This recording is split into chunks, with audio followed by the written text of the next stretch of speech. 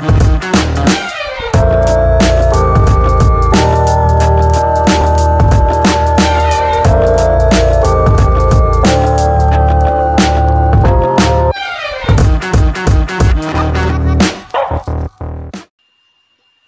welcome everybody to the first ever virtual share fair.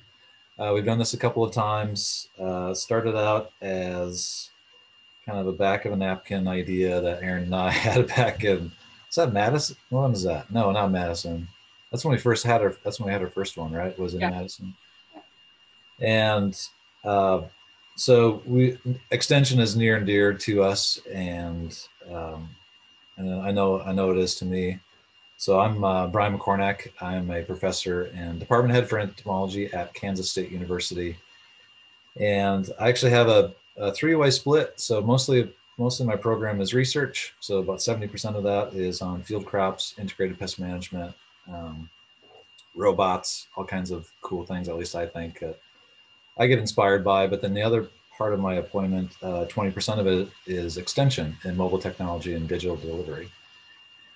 And then the rest of it is teaching. So at the end of the day, it's all that kind of blends together anyway. And it's really kind of hard to differentiate those some days. But the extension piece to me is really a valuable and critical piece to my research, especially trying to get content into the hands of growers to make those types of decisions.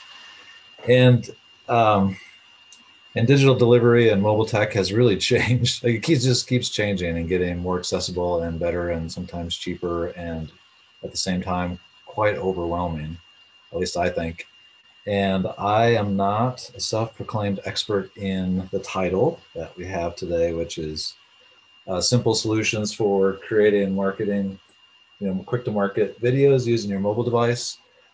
I'm simply an extension professional that has tried a bunch of things, and I'm just sharing you some of my tips and tricks to do some, again, simple, quick to market.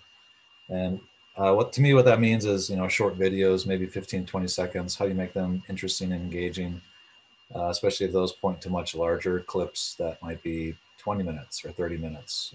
I use this a lot for teaching, and I'll be kind of showing you what this share fair is about, but some reminders just so you're all aware that this this session is being recorded, and the primary reason for that is we've heard from others that they want to be able to share what we create during these sessions with their own extension professionals, and we'll make those accessible. But to me, the value of being registered for this particular meeting is that you can kind of help decide where the next hour goes. So your questions, your engagement, the share fair, I'll talk about a little bit what that really is, what the platform was before, and kind of how we're thinking about it this time around. So our goal is to really make this, again, accessible beyond just this hour that we've got. And so this is shared, and it's probably best, at least the way I'm presenting it, is that you'll notice I'm not sharing my screen to show you a PowerPoint. I'm actually using two different, I'm using OBS, which is Open Broadcast System, which is a free app. I'll be talking about that on the Friday session, so I'll conclude the share fair. Erin put a link, I think, to the packet that we've got that has all of what we're doing over the next 3 days. We've got a really great lineup, so I really encourage you to check that out as much as you possibly can. 7 sessions, an hour each, awesome specialists from across the country that are putting on some really cool content. So I encourage you to check that out. Probably the best way to view this is to put it in presenter view. So again, you might want to go up to the corner and kind of tweak with this a bit. So I've got my screen here, which is me. Hi. And then I also have the other one that looks like me, and it is me, but it's really my phone. And so, if I turn that on, you get to see my, hey, that's me, and that's me. So I'm in 2 different places. I'm going to try to use my phone here to actually show you. So again, the share fair is really, if we were doing this in person, oh, sorry, one thing, I'm getting ahead of myself. So presenter view, again, just probably for your best experience, and then chat. So I told you I'm not the expert, right? I'm not a self-proclaimed expert. What I'm doing is kind of sharing a lot of things that I do. And what I'm going to miss most about kind of how we've done this in the past is that we've just had all these tables set up in a really great, a really great venue, and people that are coming and going at their own leisure, spending as little or as much time as they want to, talking with all these great presenters at one time. In the past, Erin and I weren't able to really, and others weren't able to participate in other sessions. So we're kind of looking forward to this virtual session, which is very focused. But we kind of want to have a similar feel, which is interrupt. Like if you're having a conversation and wanting to ask me some questions, what we don't know is like this, we have a lot of people at our table right now. So that's great. And so if you have some things that you want to ask, but don't want to interrupt, throw those in the chat. I think I'm pointing to the right place. Throw those down into the chat. And then Erin is going to help me. Erin up here, you can see the other fellow nerds, right, with the little QR code. Erin is going to be helping me moderate some of those questions. Also, again, if you'd rather just ask your question, that is fine too. So this is, again, the idea is that if we were sitting around a table and I'm showing you how to use my phone and the app that I'm doing and types of videos that I create, I'm trying to recreate that experience online, but also those interactions. So really, you chatting and participating, or just hanging out and listening, all that works too. What I don't want you to think though, that this whole next hour is just me with a very structured PowerPoint of this is what you're going to do and this is what we're going to talk about. I have some general ideas of what we're going to cover, and really that's what this ShareFair is. It's probably similar to what a workshop is. In a virtual space, that's probably what more of it is kind of a workshop. But I want this to be as engaging as it can. And this is kind of how we set up the rest of the talks too. We really want you learning by doing. So see the nerd, that's me. And then go be the nerd, which is, hey, I'm going to take some of these things over the next maybe 30 minutes or 45 minutes and actually try it myself and maybe come back and ask some specific questions. This is learning by doing. Excuse me. So seeing what I have to show you, and hopefully that gets your brain to be thinking about some things that you want to try, and maybe you're actually downloading an app, splicing some videos, adding some text, adding some things to it, maybe getting stuck, trying some stuff out. So that's really how I've structured this. So I'm gonna spend a little bit of time talking about the capture part, because I think that's really, really critical. Getting some really good footage. When it comes time to the editing part, it's really hard just to create stuff from thin air.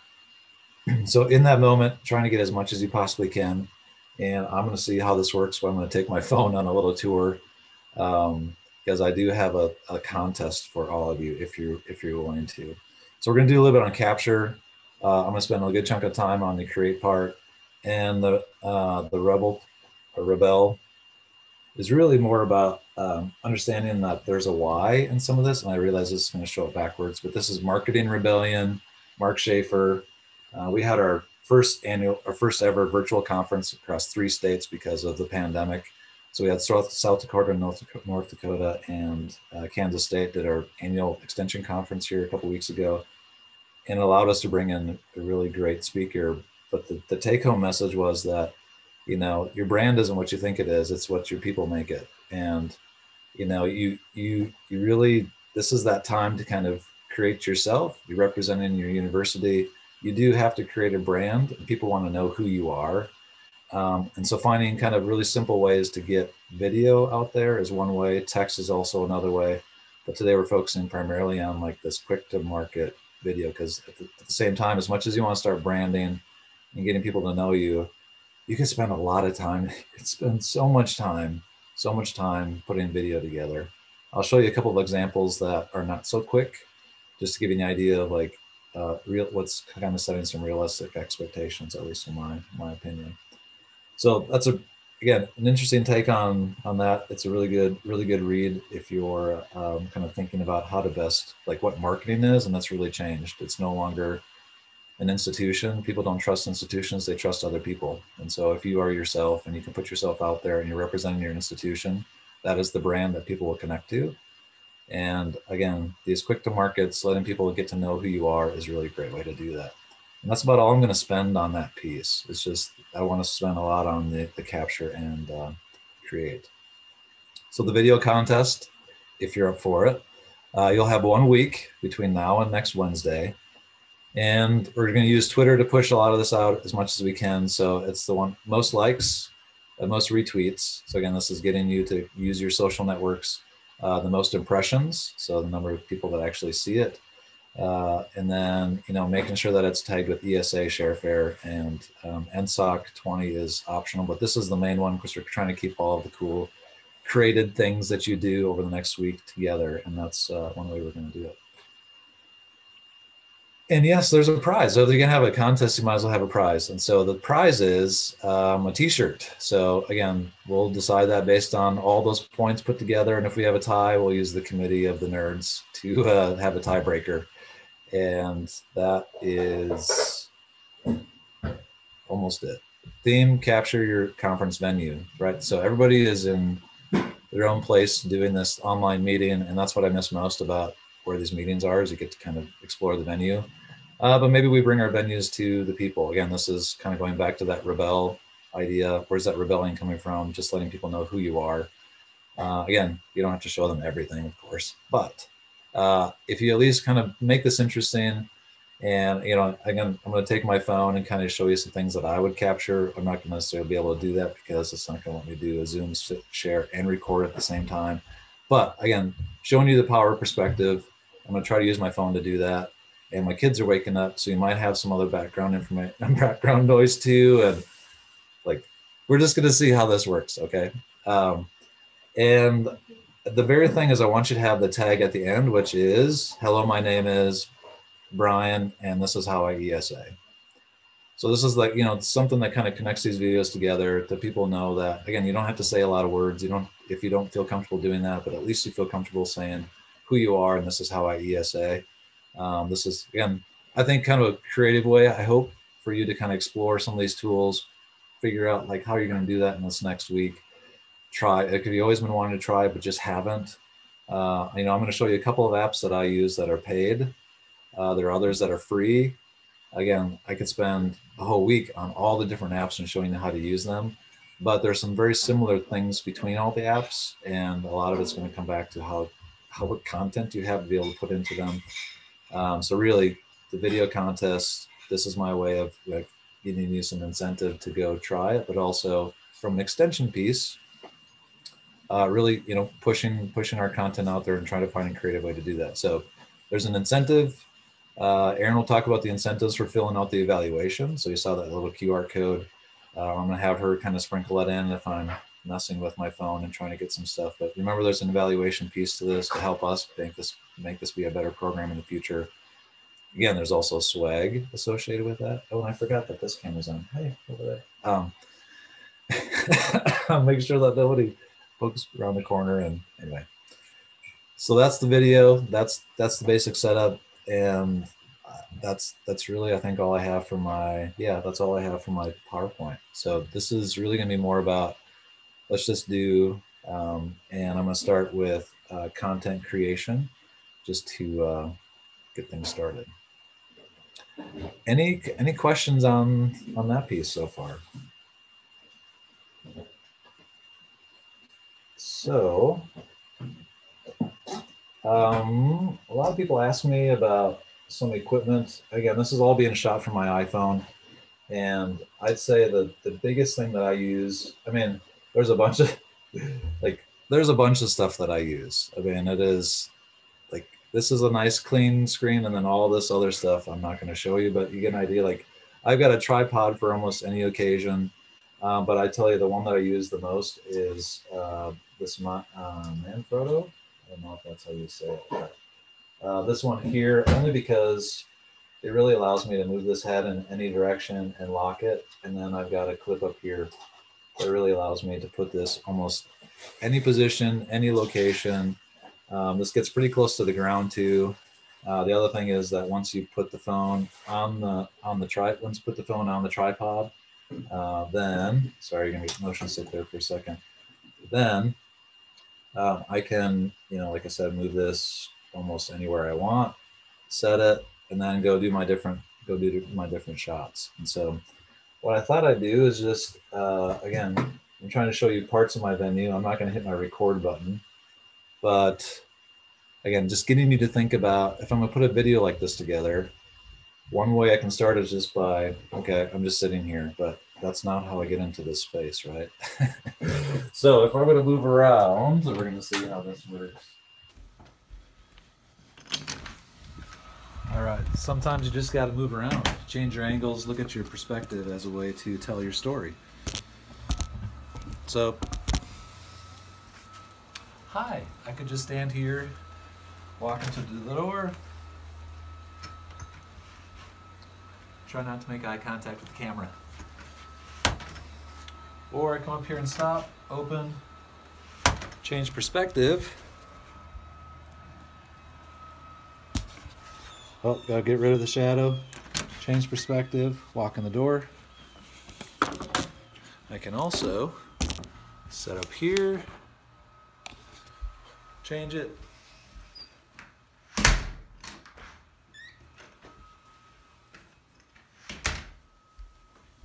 Walk to my office, move the tripod,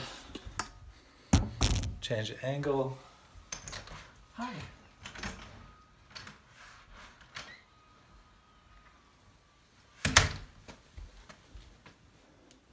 Walk into the camera, but don't hit it. So a lot of things you can do to play around with perspective. That was the full version. Here's the final edit.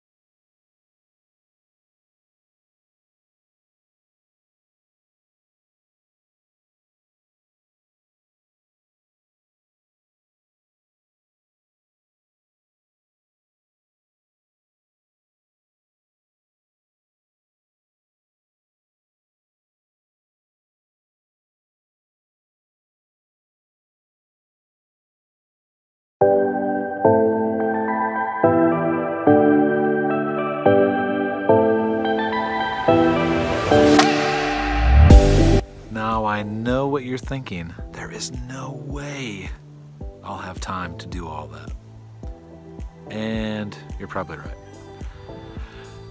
But I spend time doing that because it's a way for me to have a creative outlet that is not putting together a figure, putting together a paper, a PowerPoint presentation. It really just allows me to kind of just express myself. So is this going to be that same thing for you? Maybe. Or yeah, or not sure yet. That's okay. The whole point of this is just to show you, though, that adding a little bit of element of perspective really does give the viewer something to look at. That's not just for video, that's for PowerPoint, that's for any time that you have a chance to tell your science, tell your story. So what I encourage you to do, even if it's just walking through a door, pretty simple thing to record, but if you play around with it, low risk, try out the app, get a little bit better at it, more proficient, I think you'll be really surprised on how easy it is to do some of these cool tricks. And I find it fun. So if you find a way to keep it fun for yourself and also exploring your capacity to build these types of maybe more engaging content or simply just a way for you to express yourself, I still encourage you to give it a go.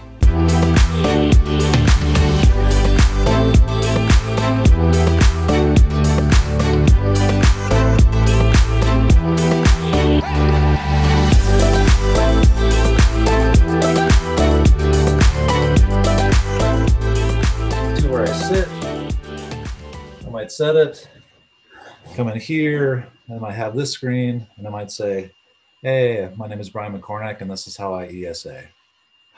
Look at that. I have no idea if any of that worked. You can't hear me when I walk away from the computer? So did you see it though? Did you see all the different angles? And so here's the deal, right? So maybe you didn't hear me, but that's fine.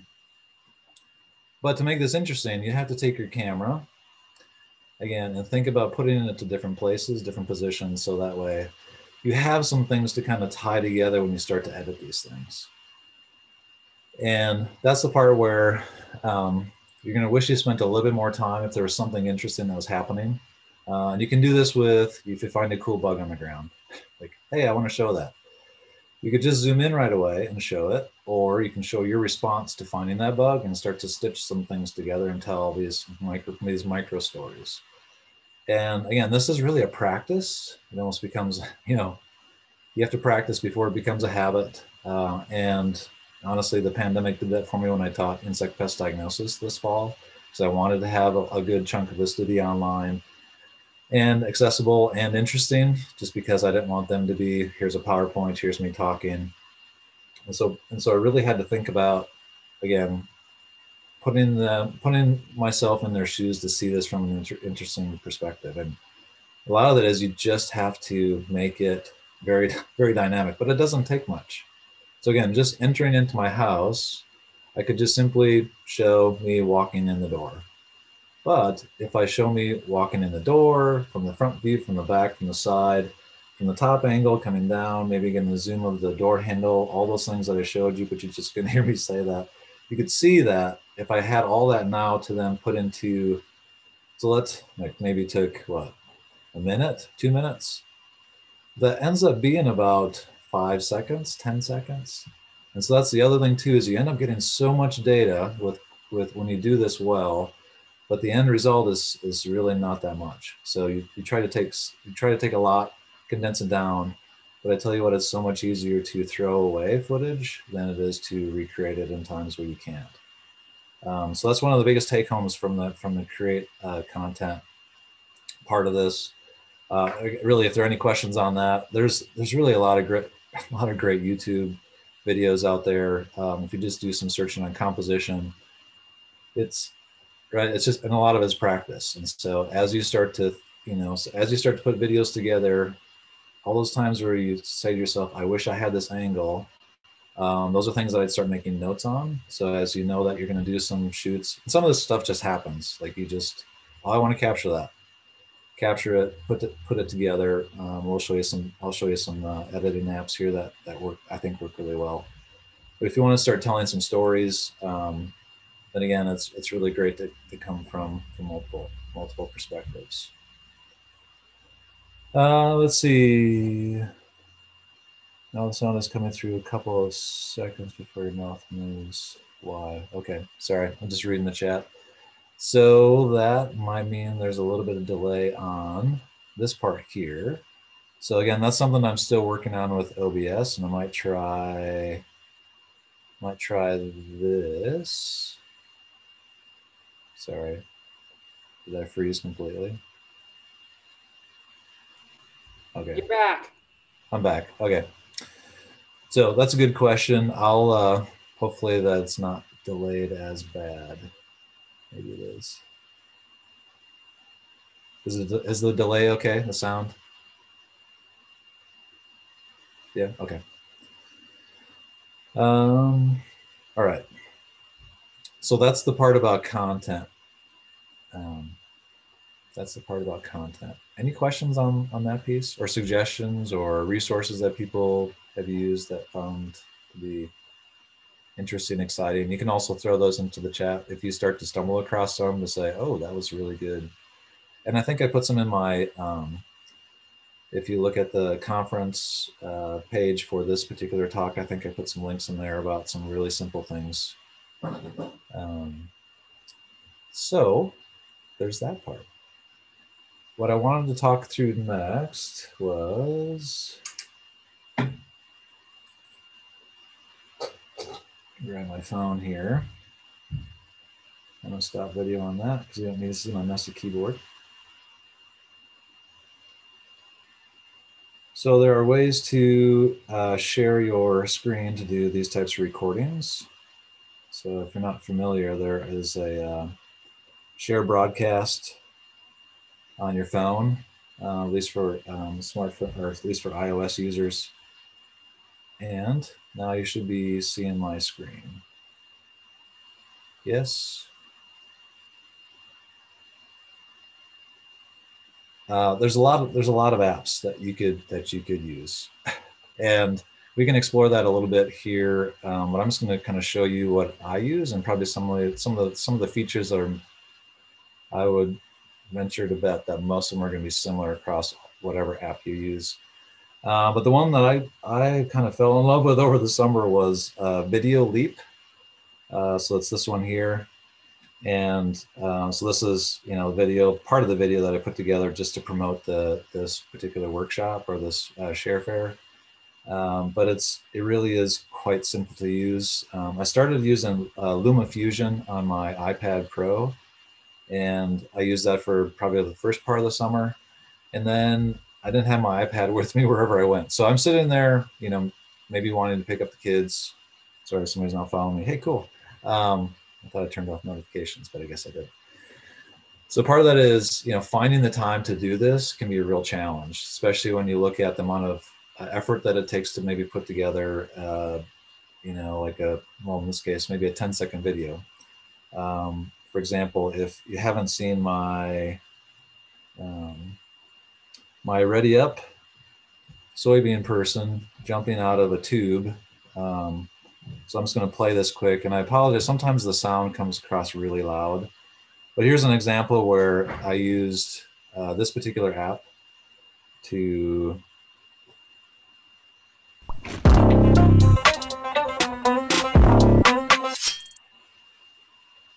so that's it, not even 5 seconds, right? So I'm curious, how long do you think that took me to make? So I'm going to exit out of full screen. I'll play that one more time because I didn't realize there's a time lag.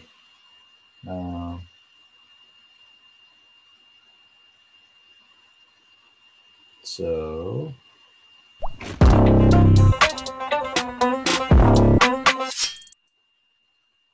really simple, and 5 seconds. And Gwen,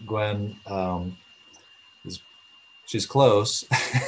Gwen is close. It probably took Gwen to close. It probably took me 10 hours. Probably took me 10 hours to do this 5-second video. And here's why. And you're going, I thought this was quick to market.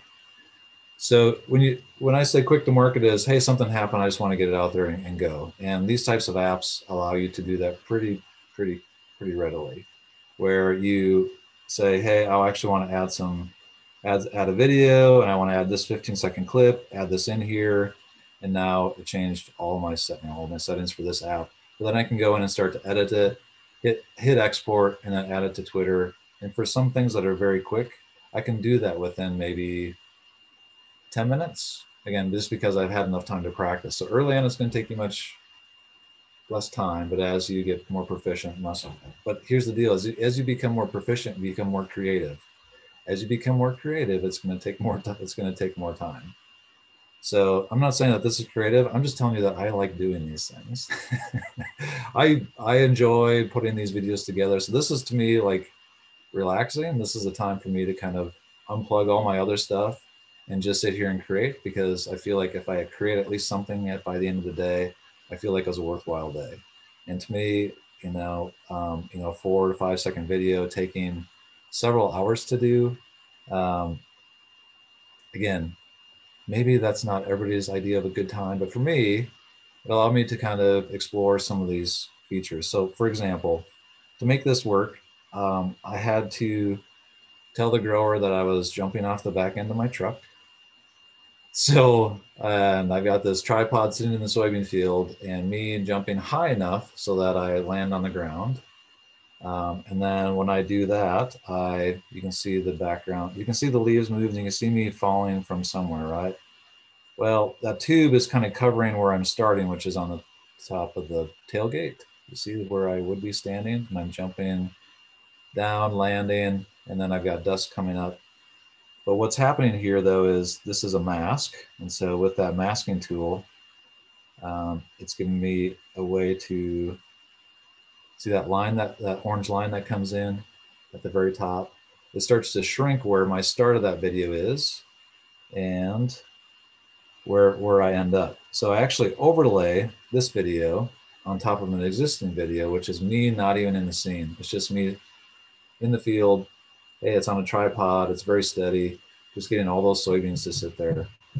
And then I'm thinking, oh, if I overlay myself to do this jump from the sky into the ground, then when I overlay that, and you can see at the very end, what happens to the soybean, right?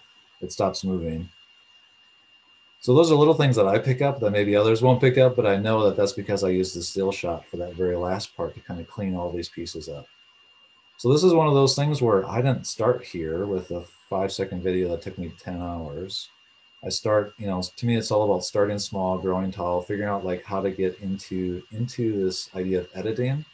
And then the more you play, the more you go, oh, if I didn't know there was a flare thing. And so that flare allows me to add a light. See how that light is moving and following my net. And then I got points in which I can add, you know, here, if I add one more, I can make that light go all over. And so all of a sudden that light point goes somewhere else. So it's just one of those things where, oh, here's a feature, I wonder what I can do with it. And then as you start to know more about the features, you then start thinking more about, oh, that's what I need. That's the content that I need in order to make those features work. And I think what, at least for me initially, it was like, oh, there's so many things that I can do. I don't know where to start. And so for me, starting with really simple videos and let's just do that. Let's just go to one that I'm working on, which is a sequel. Again, this is me. The reason why I'm holding my hands out there is because I'm trying to give a first-person view of a video game for IPM. And this is where you've already selected your sampler. You jumped into the soybean field, but now you're kind of going through to then do your sampling.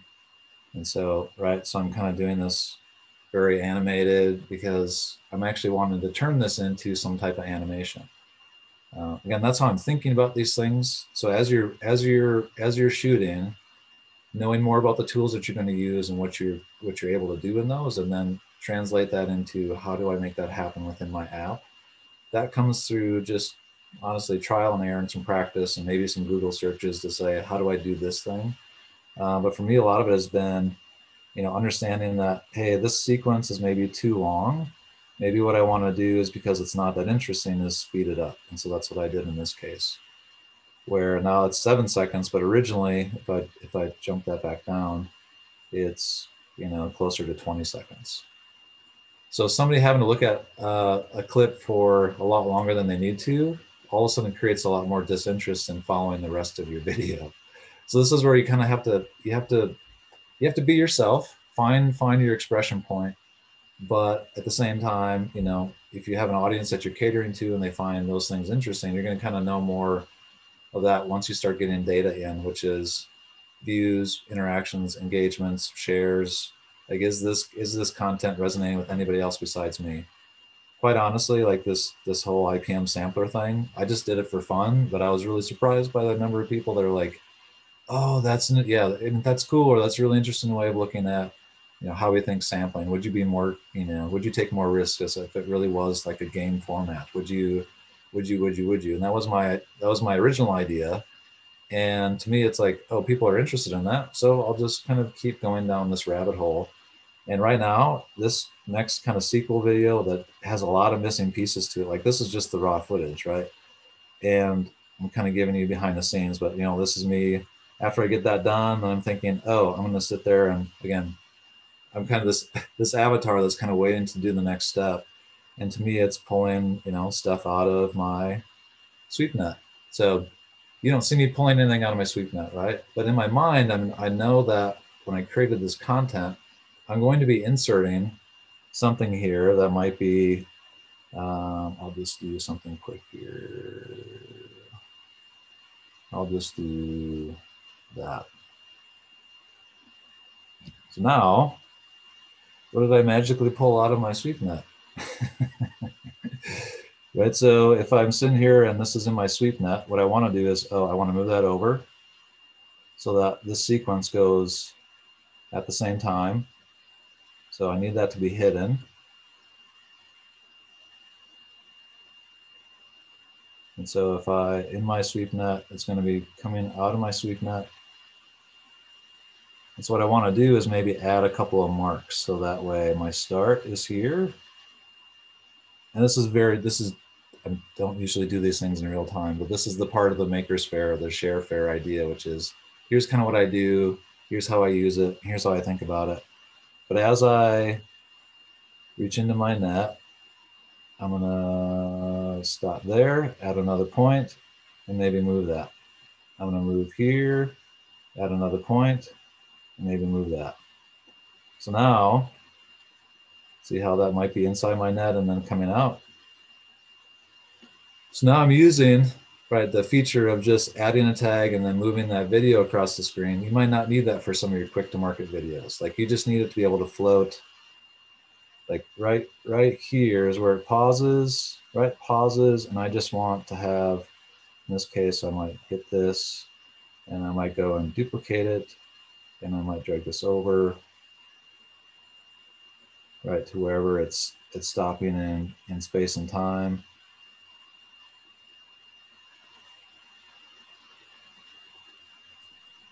Oh, I realize I don't need that because that's already paused there, so I'll just delete it. And maybe what I just need to do is extend that out a little bit more so that it matches that segment. So I'm just out here holding my card. So I might then pull out insects that have a certain number of points. And so if I want to talk about biological control, I might pull out this big lady beetle, obnoxious lady beetle that's basically a cartoon that then has points around it to say, oh, yeah, you might be looking for pests, but if you pull out this one, this adds to it. Or if I pull out a big caterpillar, all of a sudden that's less. So as I start to like gamify this experience, my mind is going, how do I use these tools to be able to create those types of interactions? So this video, I mean, I just started this one yesterday, and this will easily take me several hours to kind of to do well. At the end of the day, though, this won't be more than, my hope is like 30 seconds, because really that's all people will give me. When you look at this kind of content, they're not going to give you more than maybe 15, 20 seconds for it to be really interesting. But if you then said, hey, this now supports this other bigger thing that I'm doing that relates to this concept, go check that out, then people are more willing to do that. So that's the difference between the other one is not necessarily quick to market. So there's, quick to get it out there, but then quick consumption as well, so that people want to be able to take it in short bits and be interested enough to then engage and click and follow and do that next step of taking more time to engage with your work. And this is questions. Can I interrupt yeah, you? yes, Okay. please. Gwen had a question about, many of us are using our own personal smartphones to create videos and interact on social media.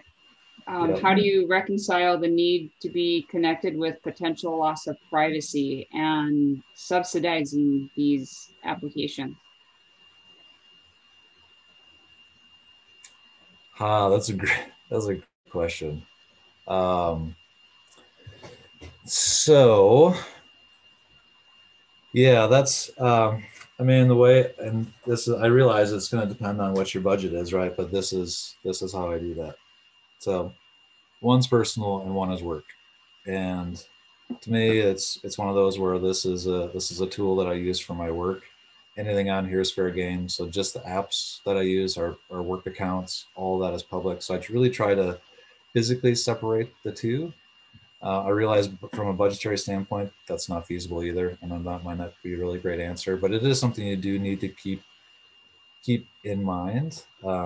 Another way to do that is just to get a different device completely. And so getting an iPad or some type of tablet to work off of, which you can completely designate as work. So that way, if anything, we're like that, we're more private.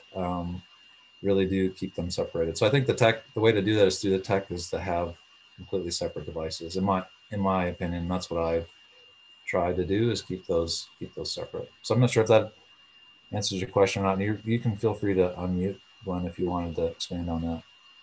What just to refresh, the application that you're showing us right now is called Video Leap. Video Leap. Yep. but you're doing all the editing and all that on your phone. Would you be able to use it on a laptop or desktop to do some of the editing?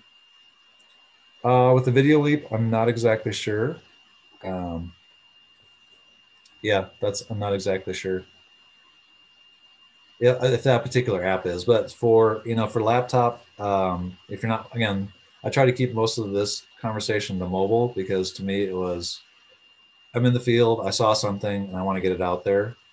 And I don't want to then have to transfer those files that I have on my phone to a different computer or to a shared drive and then be able to get that and pull that off into my laptop and then edit it and then put it out there.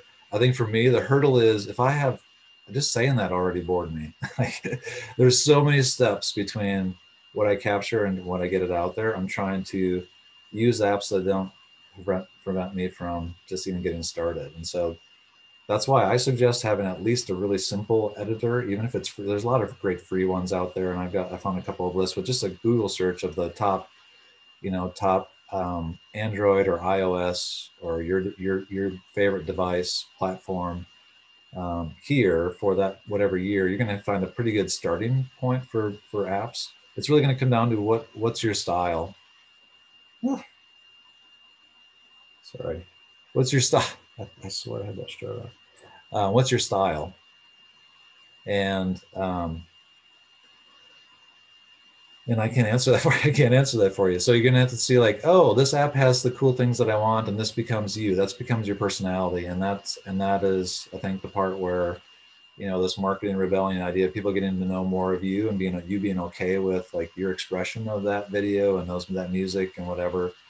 Versus, yeah, I'd say most institutions have a very standard way of presenting that type of content, which is really more static, which is here it is, and here's this angle. And it really, how do you create those things in your own social media? I think you have a little bit more flexibility to do that, to create more of who you are. And the apps can reflect that. And they go from the video leap is not free. And so I pay for that out of my extension funds, but I also feel like that's worth my investment. I mean, the amount of content I create, because it makes it easy for me to do that, and it gives me all the features that I want. And I'm sitting there like waiting to pick up my kids at at school, and I've got 15, 20 minutes. Like I can just sit there and go, yep, I can create a couple little apps quick to market that are ready to go, and I can export them and then do what I want with them later, or add them to Dropbox and do that from my desktop. Like it's that type of like workflow. I think you just need to find things that are really good for you. At least that's been my experience with it. Did I answer the question on that? So the apps, there's some freeware too that DaVinci Resolve is a really, like if you don't have funds to go into Adobe type products, which again, they have got mobile apps. So if you got those types of subscriptions, that's great. But what I'm actually using here for my backdrop, in case you missed it, is OBS, Open Broadcast System. It's also a freeware, just projecting my PowerPoint on a green screen. It's all behind me. That's just sitting in there reminding me that there's a video contest, wink, wink, that's due on Wednesday. If you want to know, here's, again, this is how I ESA. So how do I start to bring some of these concepts in? And yeah, there's on Friday when I'm going to talk more about kind of the desktop and some of the stuff that I do there, especially with the green screen and OBS. So if you have those types of questions, I highly recommend checking out that session on Friday. So I will kind of cover more of the desktop version type things in which you could do. Again, mostly focusing on the green screen. So I've got a green screen, some pretty decent lighting. Again, all those things matter to make the green screen work. I'm really not happy with my Surface camera because some of that it changes the lighting, and I'm not okay with that. So if you want to spend a lot more money to get a standalone camera, those are things you can think about doing. But I try to keep this as accessible for me as I can because I don't have a huge extension budget to begin with. I'm fortunate that I do get some stipend to have a phone because that's how people need to get a hold of me. So I try to keep, like I said, keep those two separate. Yeah, the TikTok thing, I agree. I'm not on TikTok either, and I'm not. I need to learn how to. I mean, that's the thing though, is that that's where a lot of people are, and that's where we can't necessarily be. And there's a disconnect there. So to me, it's we can be where we can be, and we just need to be there as much as we can to try to create our brand, so to speak. So good questions on that. Yeah, that's the real basics of this app. Um, like I said, some of these, if you just look at, yeah, that one is not so bad as far as the number of edits go, but for something like the soybean, avatar, I created an avatar for some reason. I haven't looked at this in a month or so, and it just redid some of my GIFs, and I don't know why I did that. But anyway, like there's a lot of cuts, like there's a lot of like little small clips. So this idea of having one really long clip really just depends on your needs. And so this was something that I was asked to do as part of a K-State campaign of, why you teach at K-State, kind of tell us some of the failures that you've had. And, I went, and this is pretty much a clip where I didn't edit it a whole lot. But really, sometimes the content speaks more than, sometimes the content really should speak more than the editing, right? And so this was me talking about my failure as teaching, like thinking about my class at the beginning of the pandemic. What I wanted was, this first person view. And this was my first iteration going, oh, this would be interesting. And then it just completely failed. Like this is the thing. This is the major take home for today, is that most of the stuff that you're going to start with is just going to fail. Like, just be okay with it. But what that turned into though is, right, you've got this weird rhino cam, right? And the thing is, I got some pretty good laughs from it, from my faculty when I showed them this. But this being okay with your failures and showing those, and being okay with it not being an absolutely perfect clip, but it just shows some part of your personality. But the other thing is that those ideas do end up turning into, I think, this video game idea, which was first person, but then also turned into an exercise that I have my students do, which is sample a soybean field virtually. So I actually sampled 21 points in a soybean field, where I then showed them what I found in my sweep net, and they had to count that and then put that into a sampling exercise for class. And so, that's what I'm saying. That's what I said earlier, is that, you go from research where, yeah, I'm actually collecting that data for a project, to extension, to just, this is how you use a sweep net, to teaching, which is, hey, here's here's both of those things. It's really hard to sometimes really like differentiate those three, in my case, three things. If your position is two, if you're researching extension, if you're mostly extension, then that's maybe easier to know what you do. But at the end of the day, we're all kind of doing this research. We're all kind of educating. We're all extending in some shape or form. And to me, I was trying to find ways in which I could like use my time most efficiently. So that's why, to me, having this on a handheld, I was skeptical about it at first, but to me, I think when you do end up paying for apps, they tend to give you a lot more features that do cut on your editing time. So as you're getting started, I wouldn't spend a whole lot of money on it. I would just see, like, the scrubber at the bottom, like being able to scrub through. This is gonna be pretty similar across most apps. Being able to add, they call a mixer, and say, hey, I want to add now a picture of coils talk. Just that was the first one that came up. You see, like, this is now just sitting there in the middle, but I might want to pinch it and move it off to the corner, or I might actually want this to be, a whole, I might want to transform that and make that fit my screen. And, that's why I can't spend this, the time that I have going through each of these little features. What I want you to walk away with is, you have to start if you haven't already. And then part of that is, really starting to challenge your kind of creative side to say, how can I show that perspective? How can I show that in a different way? And, and then how you capture that content really does tell most of that story. So the editing just kind of cleans it up. Some things that, there was a lot more to this particular clip. So if I just extend that back out, because I didn't want to delete all that, it's going to show me coming up and adjusting my camera. That shows my hand, which isn't really that interesting. Shows me walking in the field, and then me realizing, oh yeah, I want to start back here and do my weird little. I don't want that. Sorry, coil. I don't want you there. it's going to show me in my weird little stance. Because in my mind, I'm going, hey, I'm my sampler. Now I'm going to kind of, my avatar is moving a little bit. And if I shrink that down and speed it up, it's really going to look like an avatar. But that's just my brain. That's just my brain going, oh, this is how I'm going to think about my scene. I'm setting that up. I want to capture as many different things as I can because I'm there. I can't go back. Unfortunately, I can't go back to this field. Like, I'm now stuck with the content that I have. So this is what I want to urge you to do is get as much content from as many different angles as you can. And yes, you're going to end up looking like, me with a Rhino cam, maybe the first time, is that you're trying to like change perspective and get close to the ground and maybe get above and then maybe come at it from a couple different places. And you do look like an influencer in the wild doing a lot of these things. I mean, that's the reality is that, even if you don't want to be an influencer as an extension specialist, you are an influencer on the level. It's just, how public do you want to make that be where you're actually capturing footage? To me, I finally just got over it. I finally just said, don't take yourself that seriously. Your bigger desire is to really get your content out there and have people engage in it. And so that became the bigger driver than what I looked like, capturing some of these things. So again, jumping off the back of the truck. I mean, the grower, yes, he was like, well, what are you doing?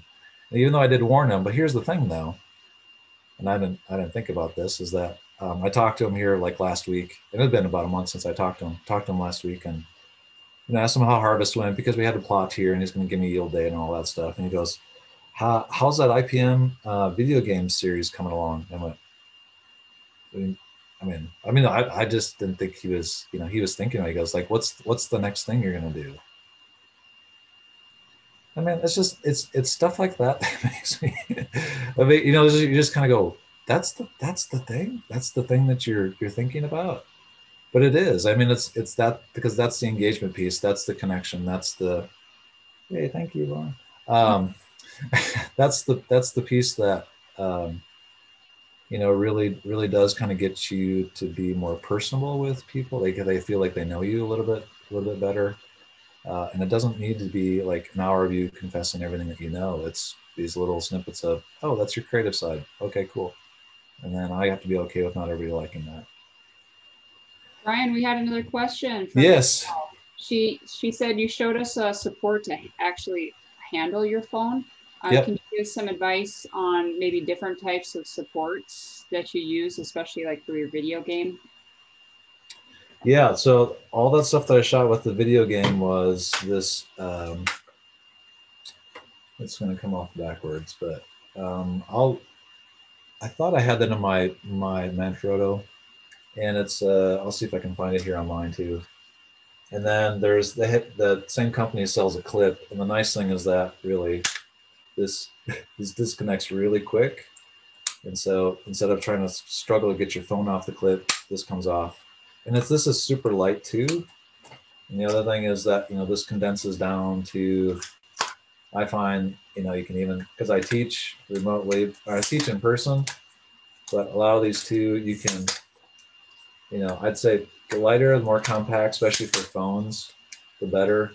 But I can fit it all into the screen. Hey, cool. So that's really all of it. I can throw that into my backpack if I'm going to go teach. This is sitting in my truck. So that's this again in the habit where I'm going to go somewhere, anywhere, honestly, anywhere. Entomology happens everywhere. I don't know if you all knew that, but entomology bugs happen everywhere. So I try to have actually a backup if I'm not thinking about it.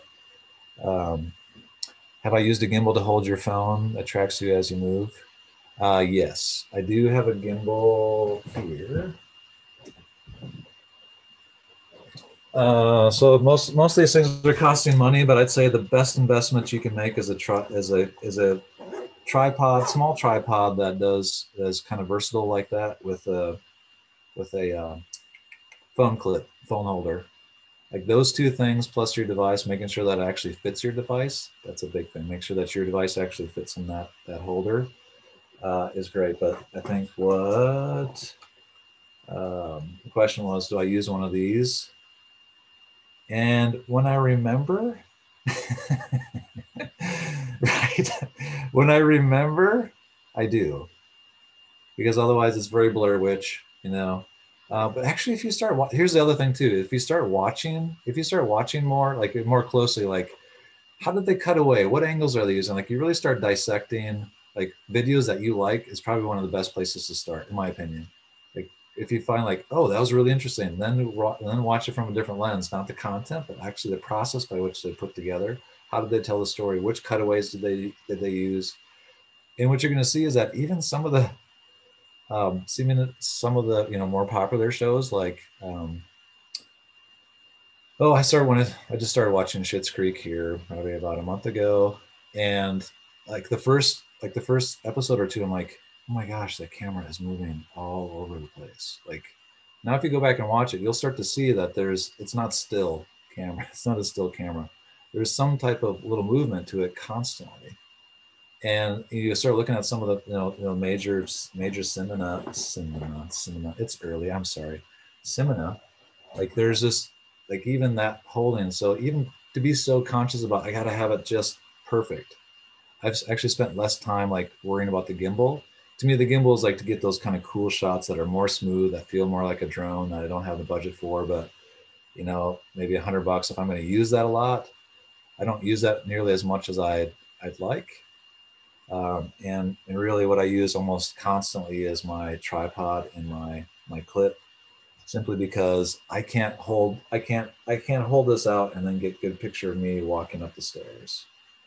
But if I also put it down really low to the ground, or I just set my phone against something, oh, my other tripod, there is another tripod, and I don't think I have that here. Where did I put that? I'll think about it. It'll come to my mind. But that one I use quite a bit, and it is about that high off the ground. Um, if you're really interested in that, just find me, message me, and I can get you the information on it. But anything that gets really low to the ground for that perspective, I use quite a bit. But I also use it for teaching, so it gets me about that far away from the subject, which is really great for doing in class, maybe dissections or IDs or whatever. But that one, this does get low to the ground, but you also might just need to figure out how to get it close enough to a table. But that other one I use quite a bit, but that is really more for like the macro side, and I don't focus a lot on the macro side for this. But those two pieces I'd say are the biggest ones that I use.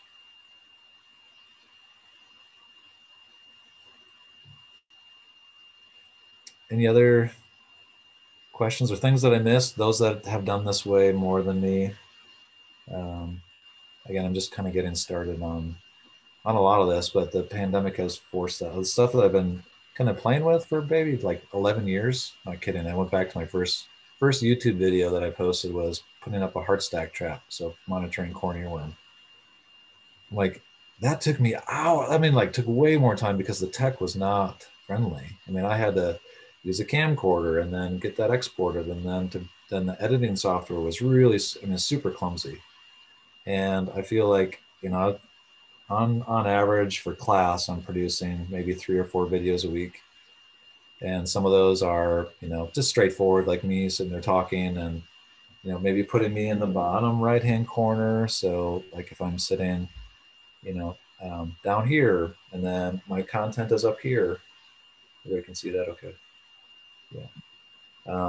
So I might be sitting down here and giving a PowerPoint presentation. And again, this is the software I'll be talking about on Friday. But then recording this, and then again, inserting some other content that I took from out in the field, and then being able to use. So I'll record it in OBS, but I'll still edit it on my phone, simply because my phone is with me wherever I go. And so if I've got time where I feel like, oh, downtime, I could start editing this. And I feel like for me, it's easier to kind of do most of that, more easier than I thought it would to be on my phone. But to me, it's a preference. It's always a preference. Yes. Brian, I have a question. Oftentimes you use like fun audio in addition to what, your voice, like music or other types of fun sounds. Where do you go to get accessible audio? It is all on the device.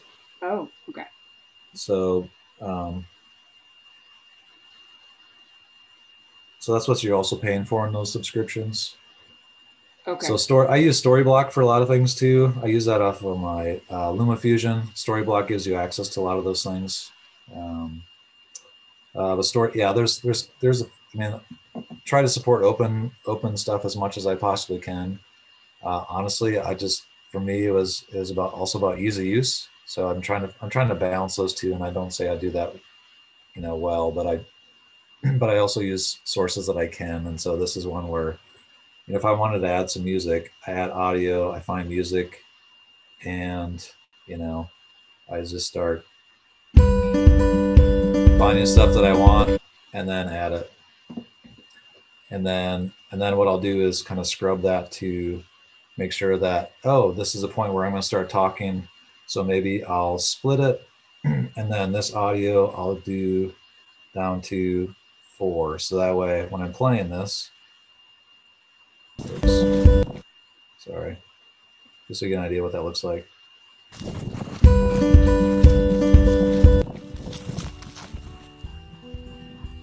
Right, so just allows you to mix that up a little bit.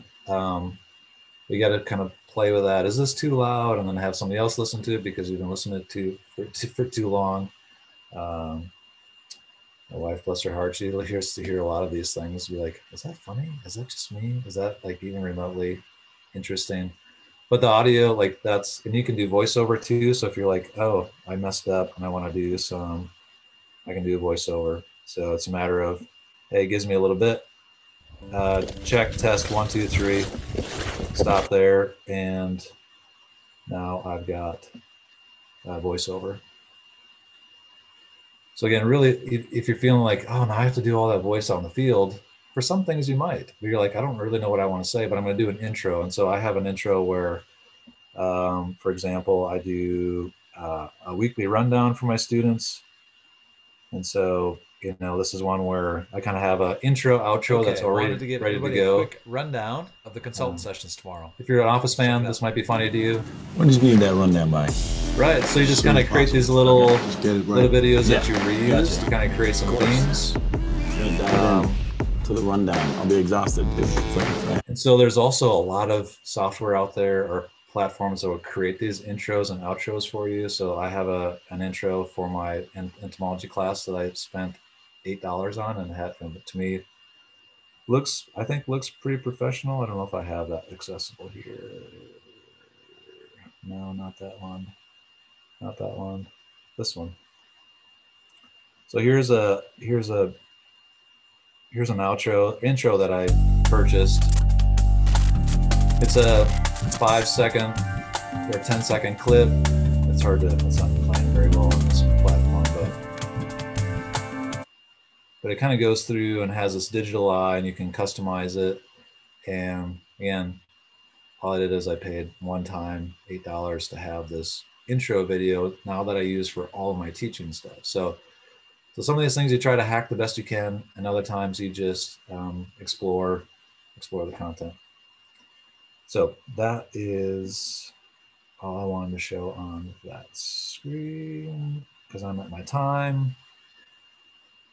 So that was a really quick overview on some on phone editing. There's some apps available, ways to think about it. The biggest thing is just get started. And hey, if you want a t-shirt, right? Here's a way to do that. So again, find a creative way to show us your venue. Again, everybody's venue is going to be different this year. And I think it'd be fun to showcase that in some creative way. So throw some music, maybe some voiceover, grab somebody to help you do that. Tag team, just explore. So this has been your time where you're like, yeah, I've always been thinking about it, but I'm just going to get an app and just going to start digging some of these things up.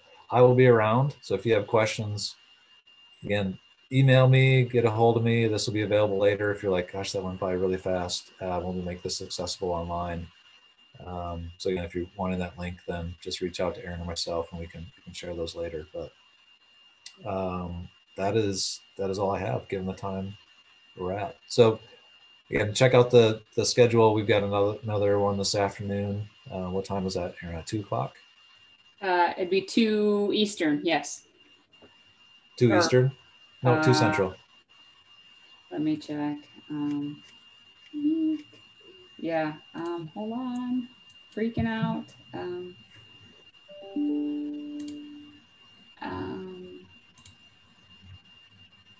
I'll add I guess it it's later. 2. So it'd be 1 o'clock Central, 2 o'clock Eastern.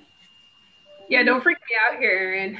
Sorry. So I'm working with like our nerds are like in 4 different time zones. So I'm just making sure I had to go everybody tarp my lab this morning, so like I just got back 10 minutes into this to watch, and I'm actually really excited because now I have things for our extension people. I want this program. I want to do this. Yeah. Looks like fun. Awesome. No, it is. And that's the thing. It is fun. If it becomes longer fun, then you just find a different way. You're either expecting too much or like just let it be creative. That's all. Yeah, I'm gonna email you for some more information because I want to try to see if I can get us to do this. Yeah, awesome. Awesome. Hey, Dr. Kring, is that? Oh my goodness. Look at. Yeah, this is the part I'm going to definitely miss about the meeting. Nice job, Brian. Oh, thanks. No, all the presentations, really good program. Yeah, I'm looking forward to the rest of this lineup and the rest of the program. It's the on-demand stuff. It was. We had, like I said, we had our extension one here a couple weeks ago, and I was on the planning committee. I'm like, I don't know how this is going to go, but at the end of it, I went, you know what, that was almost better than what we've done in the past because it really did allow for some like selection of different things and interactions with other states. And I'm looking forward to this. I think it'll go great. Cool. Awesome. Well, that's all I had. Encourage you to check out the rest of the talks and stay engaged and create. Hello, my name is. Yep. Thanks, everybody.